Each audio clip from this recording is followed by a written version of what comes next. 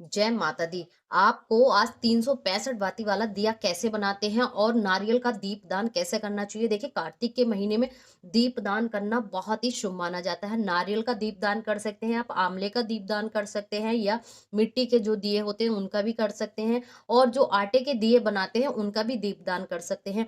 किसी भी का भी दीपदान करना बेहद शुभ माना जाता है। कार्तिक का जो महीना है वो हिंदू धर्म में बड़ा ही पवित्र महीना है, जो कि भगवान विष्णु को समर्पित होता है। और इस दिन अक्षय तिथि यानी आम्ल तिथि पर, कार्तिक पूर्णिमा पर, या पूरे कार्तिक के महीने में आप दिया नहीं लगा पाए हो तुलसी में, तो आप एक दिन दीपदान अवश्य करिए। कार्तिक के महीने में या किसी भी लास्ट दिन आप दीपदान अवश्य करिए। कार्तिक पूर्णिमा पर भी आप कर सकते हैं। अगर आप कहाँ कहाँ कर सकते हैं दीपदान, उसके आपको काफी फलों की प्राप्ति होती है। कहते हैं एक अश्वमेध यज्ञ के फलों की प्राप्ति होती है एक दीपदान से। आप सब लोग परेशान होते हैं कि नारियल का दीपदान कैसे करेंगे, 365 बाती कैसे बनाएंगे। तो बड़ा ही सरल तरीका है, मैं आपको बता रही हूँ। ये 365 बाती आपने कैसे बनानी है, इस तरह से। लेकिन लाल कलर की जो मोली होती है उससे आप बाती बना सकते हैं। बनाने की जो कला है बहुत ही सिंपल है। और आपको किस तरह से बनानी है, आपको ये इस तरह से जो मोली आती है मार्केट में मिलती है, इसमें 5 धागे आते हैं।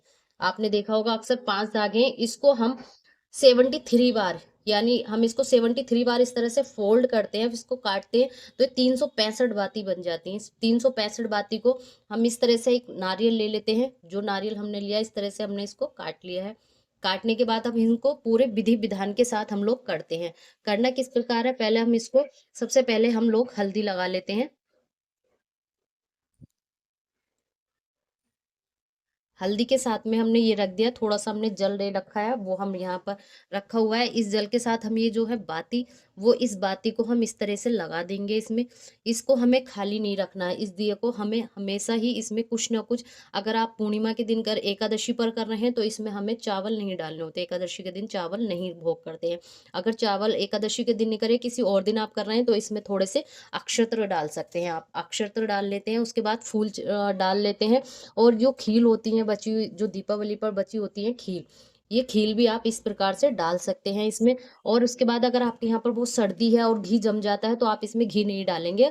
अगर आप करते हैं, जो तिल का तेल होता है आप उसका भी यूज कर सकते हैं। इस तरह से तिल का तेल होता है, इसमें हम पूरी बाती से तिल का तेल लगा देंगे। और सरल सा और आसान सा तरीका, सबसे पहले हम इसमें कुमकुम, अभी हमारे पास कुमकुम जो होती है वो भी कुमकुम से हम लोग इस पे जगह जगह से ये इस तरह से लगा देंगे। और ये लगाने के बाद में बहुत ही सुंदर लगता है। अब हम प्लेट में भी, हमें जो है थोड़ी सी हमारे पास हल्दी थी, और उसके बाद में हमें प्लेट में जो स्वास्तिक बना लेना है। स्वास्तिक किस प्रकार बनाएंगे हम, सबसे पहले देखिए, स्वास्तिक हमें सही तरीके से बनाना होता है। स्वास्तिक बनाने की जो विधि है वो सही विधि से हमें बनाना होता है। स्वास्तिक स्वास्तिक बनाने के बाद में हमें सही पूरी विधि विधान के साथ में हमें ये जो है, और बनाने के बाद हमें इस तरीके से ये कर देना है।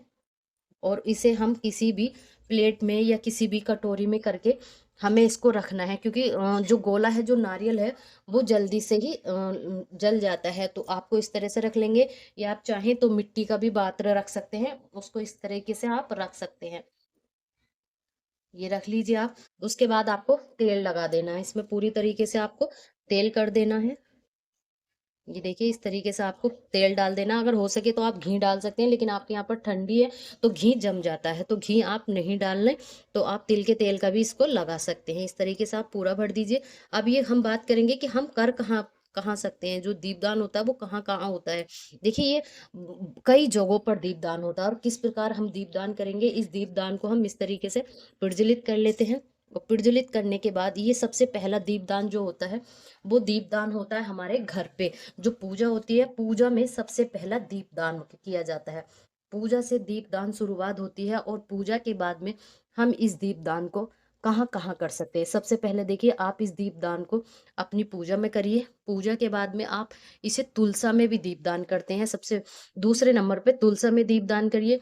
जो लोग गौशाला होती है वहां पर भी दान कर सकते हैं, आमले में भी दान कर सकते हैं, और आप पीपल के वृक्ष के नीचे, या फिर आप किसी भी आंवले वृक्ष के नीचे, या फिर आप जलाशय पे, या तालाब, जो नदी होती है जहाँ पर स्नान करते हैं वहां पर, आकाश में, अपनी छत के ऊपर आकाश के लिए कई सारी जगहों पर हम ये दीपदान कर सकते हैं जहाँ पर आपकी सुविधा, लेकिन आप घर के बाहर कहीं पर भी दीपदान करते हैं तो देखिए आपको दिया घर से प्रज्वलित करके नहीं लेके जाना है। आपको दिया ले जाना और प्रज्वलित वहीं करना। आप आंवले के वृक्ष के नीचे कर रहे हैं तो आप वहीं प्रज्वलित करिए। आप किसी जलाशय यानी नदी पर कर रहे हैं तो आप वहीं प्रज्वलित करिए। आप आंवले के या बेलपत्र के वृक्ष के नीचे या किसी भी वृक्ष के नीचे आप कर रहे हैं तो आप वहीं पर प्रज्वलित करिए। घर से दिया जलाकर नहीं लिया जाता। घर की तुलसा में, घर की पूजा में, जो किसी गौशाला होती है वहाँ पर, या किसी जो गुरु बना लेते हैं उनके यहाँ पर भी, आप गुरुदेव के यहाँ पर भी कर सकते हैं। कई जगहों पर आप ये दीपदान कर सकते हैं, लेकिन दीपदान करने से आपके कई प्रकार के फलों की प्राप्ति होती है। भगवान विष्णु आपसे प्रसन्न होते हैं। जो लोग कार्तिक के महीने में डेली दिया बाती नहीं कर पाते तो वो 165 बाती का दीप दान अवश्य करिए। देखिए जब ये दीप पूरा प्रज्वलित हो जाता है, अगर आप घर पे कर रहे हैं तो इसकी जो बची हुई वो होती है उसको आप बहते पानी में सिला देते हैं। और अगर आप घर के बाहर करके आते हैं, पीपल वृक्ष, गौशाला या कहीं पर जलाशय में, नदी पर, तो आप वहीं पर छोड़ आते हैं। ये थी 365 बाती बनाने की कला, और बहुत ही आसान है 365 बाती का दिया बनाना।